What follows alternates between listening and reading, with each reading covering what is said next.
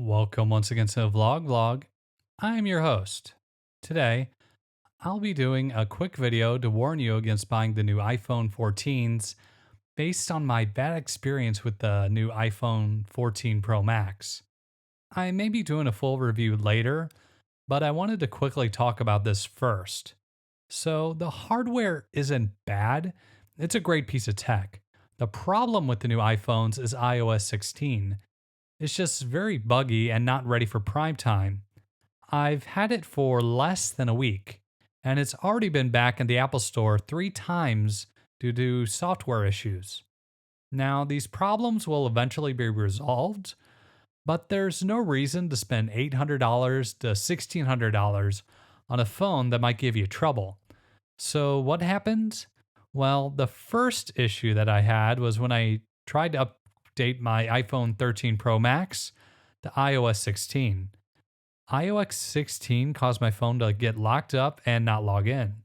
I had to go to T-Mobile for them to flash the OS onto the phone to get it to work.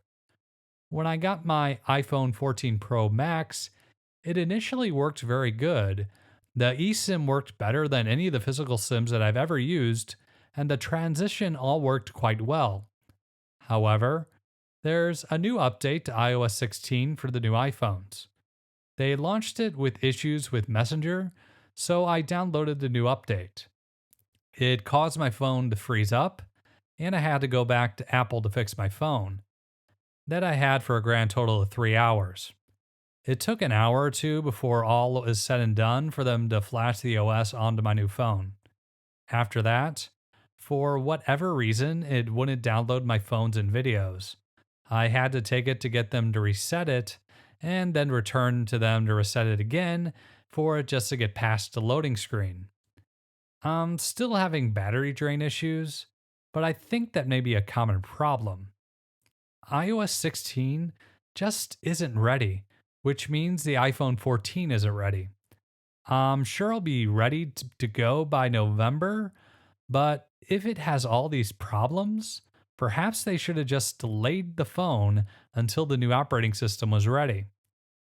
Instinctually, I never thought that doing a yearly release of a brand new operating system is necessarily a great idea, and it's really caught up to Apple this time around. My niece really wants to get a new iPhone 14, so it was a little weird having to tell her that she shouldn't buy it because of all of its issues. It's just much money to spend on an unfinished product. Maybe I just got incredibly unlucky, and hopefully the next update fixes most of these issues. So, these are just my thoughts and experiences with the new iPhone 14 Pro Max and iOS 16. Have you gotten the new iPhone? Have you been having issues or have your experience been flawless? Let me know in the comments. I want to thank you for watching my video, and I hope you have a wonderful day.